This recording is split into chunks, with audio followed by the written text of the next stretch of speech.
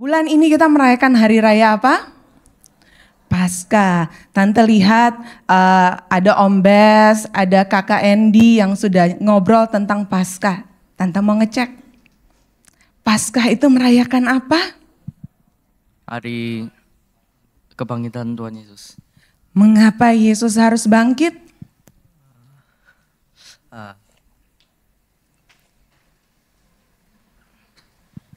Mengapa Yesus harus mati? Menebus dosa. Kenapa dosa harus ditebus?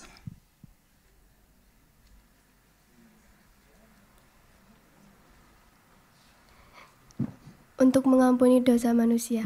Kenapa harus diampuni? Karena kita berdosa. Karena kita berdosa. Oke. Tante rangkum ya.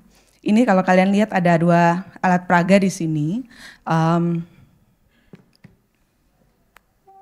Biar nanti di sana bisa coba, di sini juga bisa coba.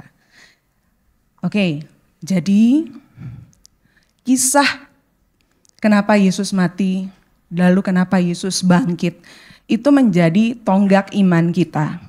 Jadi kalau kamu nggak bisa menjelaskan ini kepada teman-temanmu, kamu tidak bisa mempertahankan imanmu.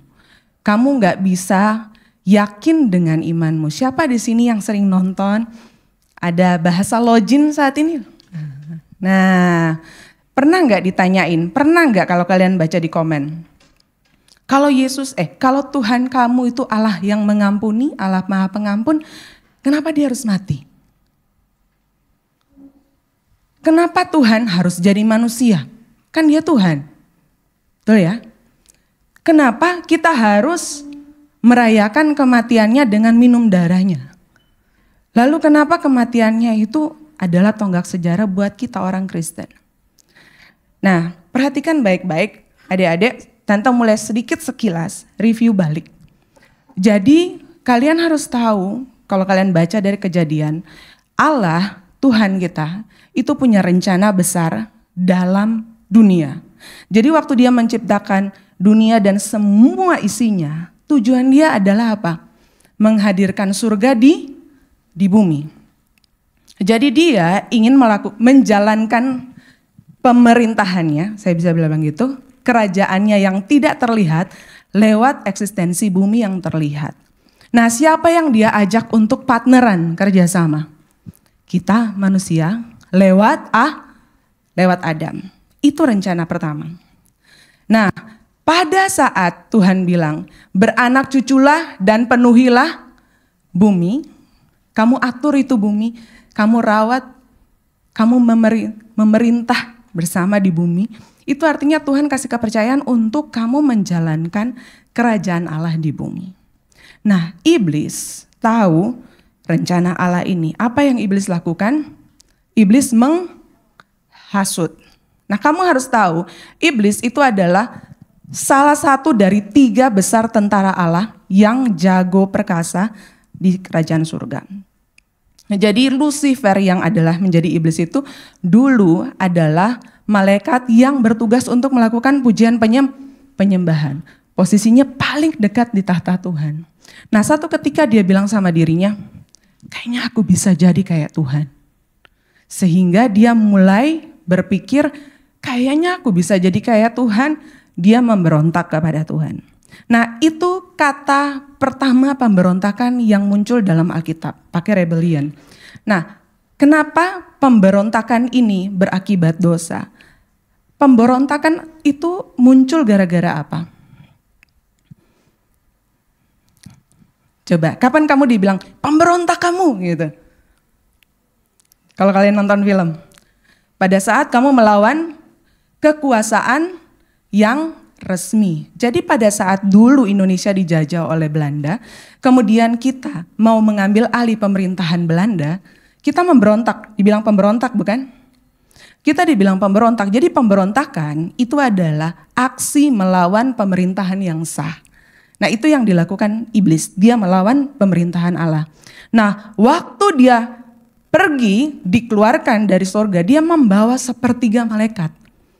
Dia menghasut, membawa sepertiga malaikat. Nah, waktu dia diusir keluar, Tuhan udah bilang kamu pasti binasa. Nah, dia turun ke bumi. Yang dia lakukan adalah dia tidak ingin rencana Tuhan untuk memerintah di bumi itu terjadi. Apa yang dia lakukan? Dia menghasut. Nah, kalian baca di Kejadian 3 ayat 1 sampai 6. Coba ya, Kejadian 3 ayat 1 sampai 6. Kalau kalian masih ingat, firman Tuhan ini juga sering dibaca sama Om Bes kemarin. Dia mengambil rupa sebagai ular. Kemudian dia datang kepada Adam dan Hawa yang lagi mencoba membangun pemerintahan di bumi. Lalu dia ngomong begini ke Hawa, katanya semua ini bisa dimakan kecuali satu. Iya, kata Tuhan gak boleh makan ini pohon pengetahuan baik yang baik dan jahat. Nah, Tuhan udah bilang sama Adam dan Hawa, kalau kamu makan pohon ini, kamu pasti mati. Kamu harus tahu, setiap negara, setiap pemerintahan itu ada aturannya. Termasuk dalam aturan kerajaan Allah. Tuhan bilang, silakan atur, kamu bebas makan apapun, tapi jangan ini. Once kamu makan, kamu mati. Nah, iblis tahu, secara sederhana saya bilang ke kalian, iblis tahu ini cluenya. Aku bisa menghasut mereka supaya makan, supaya kerajaan Allah di bumi tidak terjadi. Kenapa? Karena dia tahu dan dia tahu, sangat tahu, dia duduk di sebelah kanan Allah Bapa. Dia yang selalu membangun mesbah praise and worship di surga. Dia tahu bahwa Allah kalau udah berfirman tidak akan bisa narik kembali. Allah itu tidak penipu. Meskipun dia tukang tipu, dia tahu Allah itu tidak bisa menipu dirinya. Jadi once Allah bilang, kalau kamu makan kamu mati, kamu mati. Nah, makanya dia bilang, aku nggak mau binasa sendiri, kan benar ada ayatnya. Aku akan menarik banyak manusia ini untuk mati sama-sama dengan aku. Gimana caranya? Aku bikin mereka melawan penciptanya. Supaya penciptanya sendiri yang membunuh dia. Aku nggak usah susah-susah bunuh mereka. Yang bunuh mereka adalah penciptanya sendiri. Karena memberontak. Jadi pemberontakan itu adalah sikap melawan pemerintahan yang sah. Jadi Tuhan bilang jangan begini, jangan. Nah kalau kamu melakukan itu, melawan ini, maka kamu berdosa, disebut memberontak. Jadi kalau saya gambarkan, apa itu dosa secara sederhana? Jadi firman Tuhan itu saya anggap ini kayak horizontal ya. Kalau kamu memberontak berarti kamu menyimpang. Menyimpang tuh berarti begini. Ini di tengah, ini begini yang kamu lakukan. Artinya kamu tidak melakukan apa yang disuruh atau kamu melakukan apa yang tidak disuruh. Itu pemberontakan. Nah, pada saat ternyata dia bisa menghasut menghasut Hawa, apa yang terjadi? Hawa dan Adam jatuh dalam dosa. Nah, kamu harus tahu apa yang terjadi pada saat mereka jatuh di dalam dosa. Ini ayatnya banyak tapi Tante coba menyederhanakan ini. Satu, pada saat mereka jatuh dalam dosa, yang pertama terjadi adalah mereka pasti, ingat Tuhan bilang kalau kamu makan kamu pasti mati. Karena firman Tuhan bilang upah dosa adalah maut. Kamu pasti mati. Kedua, pada saat mereka berdosa, mereka pasti langsung terpisah dari Tuhan. Mereka masuk ke dalam kerajaan kegelapan. Karena mereka memberontak terhadap kerajaan Allah. Coba kamu bayangin, kamu memberontak terhadap Indonesia, berarti kamu masuk nggak ke dalam Republik Indonesia? Enggak, kamu masuk ke Republik yang lain yang kamu lagi bela. Jadi pada saat kamu memberontak, kamu memilih untuk tidak taat pada pemerintahan yang sah, itu artinya kamu lagi ngomong ke pemerintahan iblis, aku anakmu. Aku masuk ke dalam kerajaan. Nah pada saat mereka masuk ke dalam dosa, berarti mereka mulai masuk, kamu bisa bayangkan ya, Tuhan bilang, apa yang dialami oleh Adam itu tidak saja dialami oleh Adam, tetapi juga keturunan-keturunannya. Jadi dosa itu seperti virus. Pernah lihat orang AIDS, sakit AIDS? Pada saat AIDS itu masuk ke dalam tubuh kita, waktu dia melahirkan, kalau dia seorang ibu, anaknya bawa nggak AIDS-nya? Bawa. Jadi itu adalah dosa yang berlangsung terus-menerus, ada di dalam genetik kita. Makanya kamu lihat anak bayi, tanpa kamu ajar, dia bisa cemburu, mainannya diambil orang. Dia bisa nangis waktu anak bayi atau mungkin kita ngambil mainannya, dia bisa nangis. Siapa yang ngajarin dia tentang cemburu, tentang iri? Gak ada. Tapi itu sudah ada dalam genetik kita. Nah sehingga kamu bisa lihat, mungkin dengan sederhana iblis bilang, aku kena kamu sekarang Tuhan. Aku akan menghancurkan rencanamu dengan cara kamu membunuh ciptaanmu sendiri. Nah kamu harus tahu bahwa kejadian ini itu sekian tahun lalu, udah sangat lama. Tetapi kita tahu bahwa Allah tuh tidak pernah kehilangan akal. Bisa nggak Allah membiarkan kita mati? Bisa. Jadi mati ini adalah dua, mati jasmani, mati rohani. Harusnya kita hidup kekal bersama Tuhan, tapi akhirnya satu kita mati, kedua kita terpisah dari Allah. Ada hal tertentu yang ada di sini, di hati kita ini, yang meskipun dengan uang kekayaan nggak akan pernah bisa diisi tanpa Tuhan.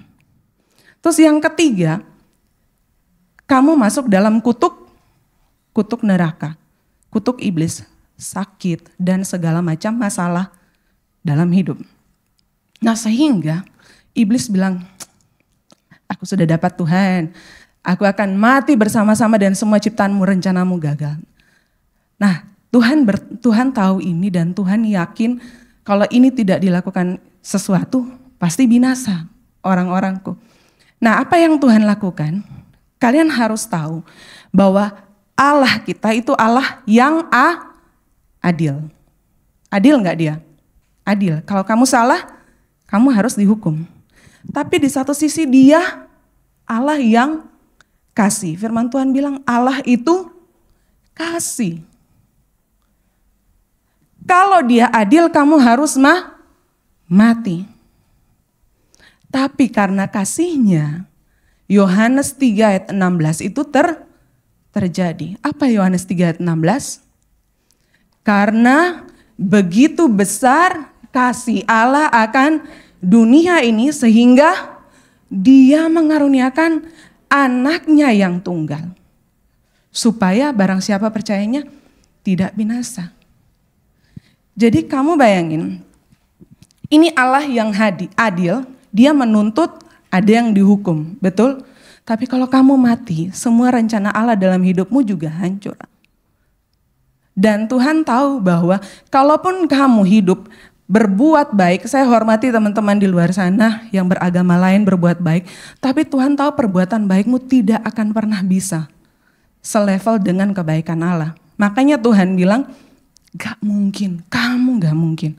Apa yang dilakukan? Tuhan ambil anaknya, gantikan kamu, supaya hukuman tetap terjadi, iya. Tapi Tuhan menghukum anaknya untuk kamu. Karena dia kasih. Nah kenapa perbuatan baik itu enggak cukup? Saya kasih contoh, teman-teman itu ada susu di situ ya. Nah mungkin di kelompok ini ada, kelompok ini ada. Anggaplah ini level kemurnian dari kesucian Allah. Putih ya, tidak bercacat. Kita waktu diciptakan kayak begini. Sama. Sehingga kita bisa berkomunikasi dengan Tuhan. Karena sama suci mulia. Nah waktu Adam jatuh dalam dosa, yang terjadi adalah virus dosa masuk ke dalam genetiknya, dalam tubuhnya. Oke. Dosa masuk. Kita lihat di sini ya. Ada yang mau kasih bantuin tante? Yuk, namanya siapa? Charles. Coba. Dosa masuk. Kemudian coba Charles putar-putar si dosa ini. Putar-putar di situ. Nah, warnanya jadi apa?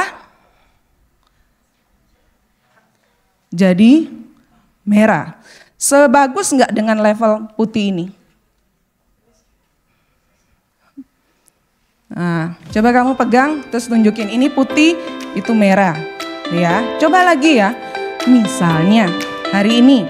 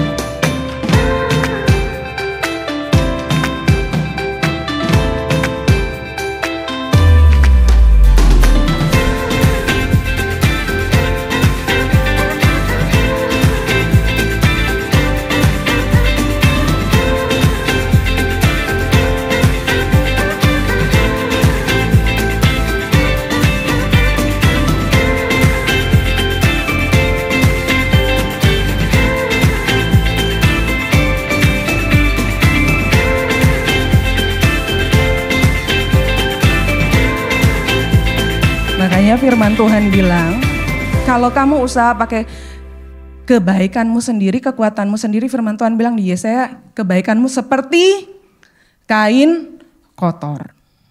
Ini nih kain kotornya nih. Mau kamu usaha sampai gimana pun caranya, kamu tidak akan pernah sampai level maha sucinya Tuhan. Tuhan bilang gini loh, bahkan di perjanjian baru. Membunuh dosa enggak? Bunuh dosa.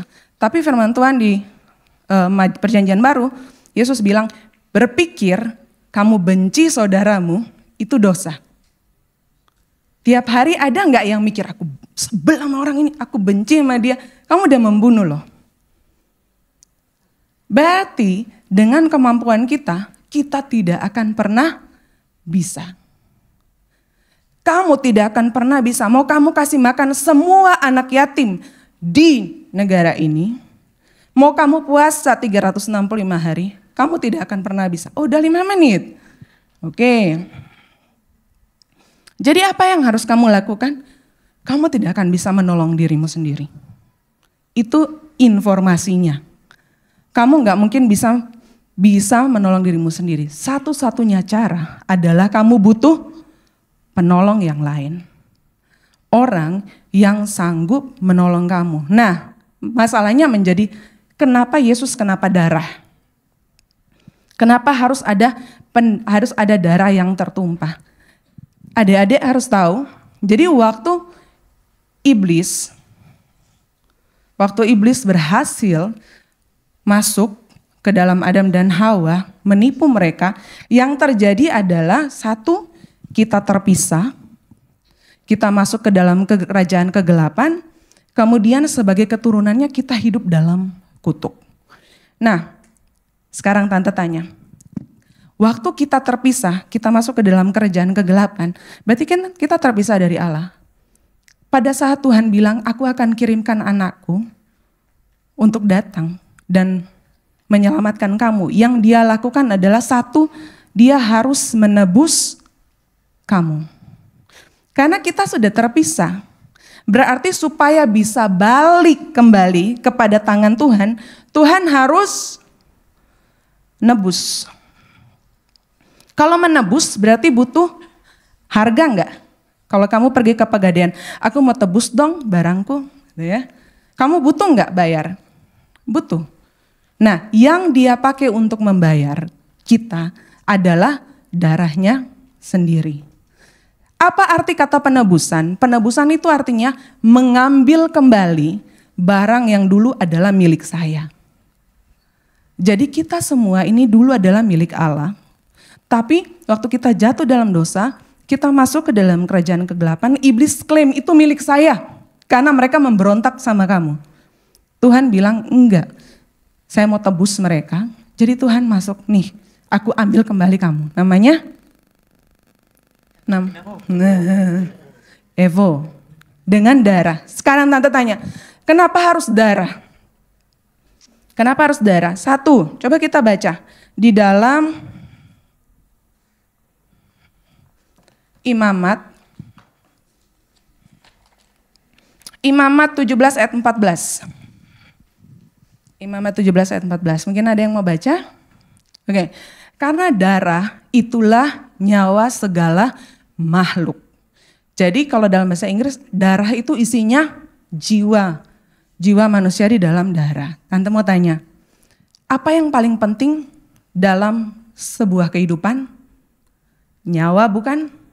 Betul? Nah, Tuhan langsung milih yang paling tinggi, nyawa, darah. Lalu yang kedua, darahnya siapa yang paling powerful? Pada saat kita berdosa, darah kita terkontaminasi dengan dosa. Kamu bisa tahu, saya baca, mungkin teman-teman harus baca ya, The Power of the Blood. Jadi darah itu punya kuasa untuk menghidupkan dan mematikan. Tante tanya, kalau kamu kena tusuk pisau, yang bikin kalian mati itu pisaunya atau karena kekurangan darahnya? Kekurangan darah. Mau kamu dipenggal, kalau darahnya enggak keluar, tetap tertutup dengan cepat, kamu hidup.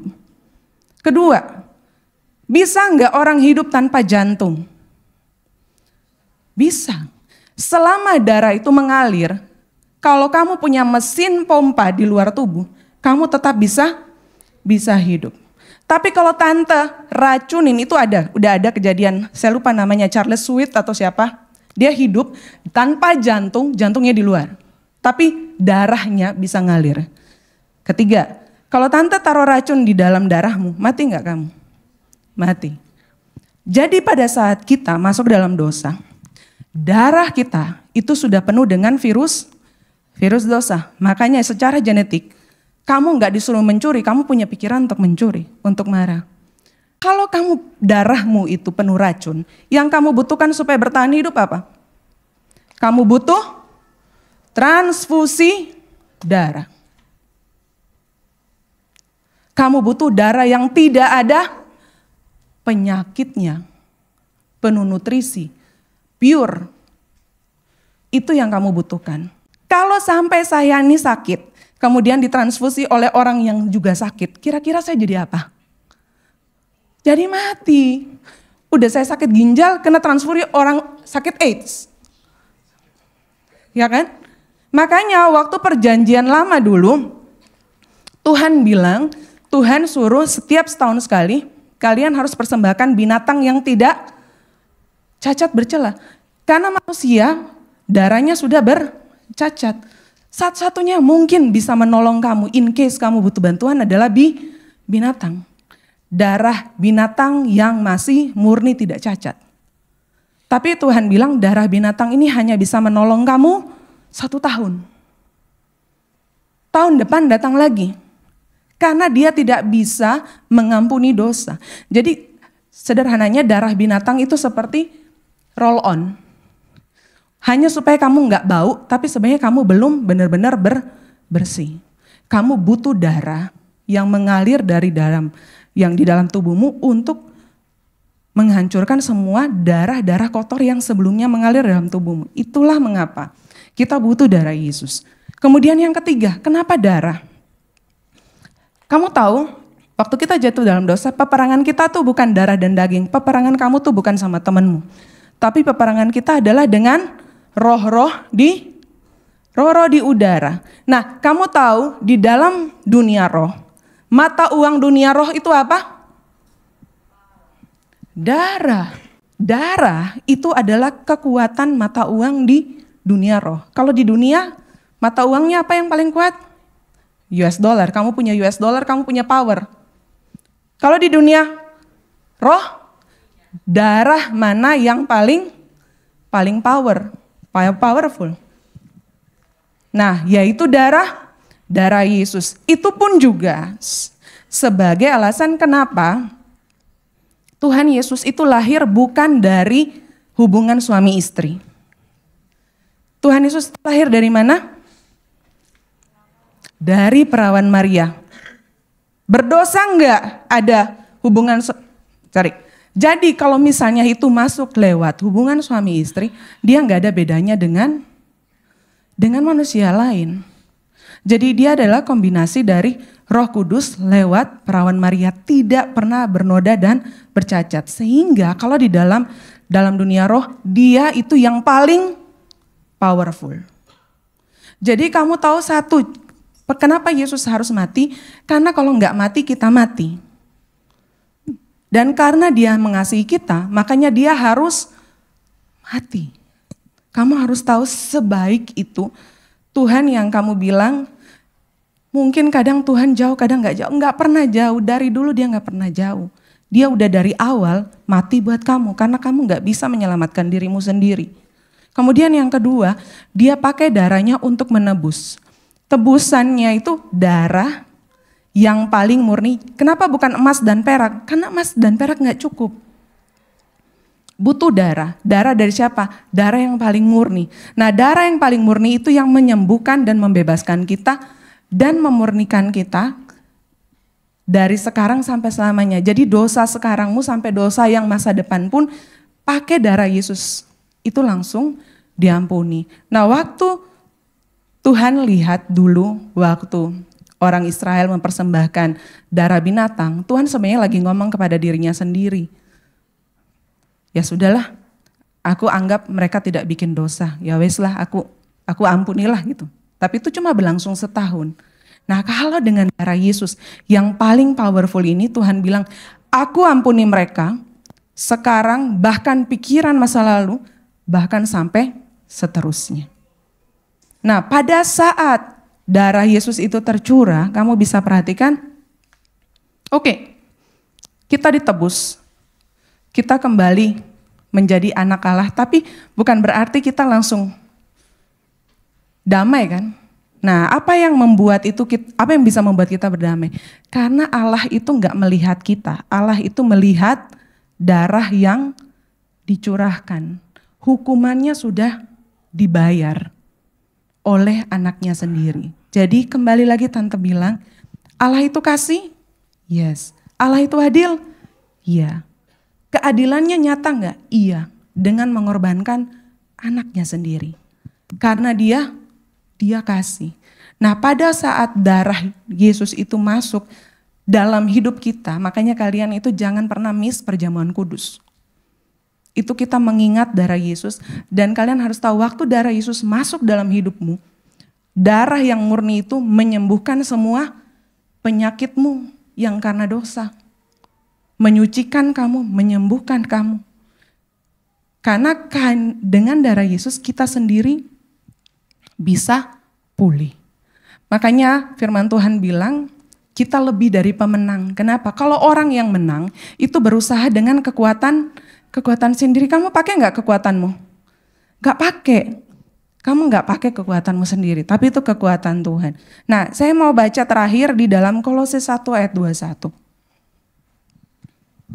Kolose 1 ayat 21. 1 ayat 21.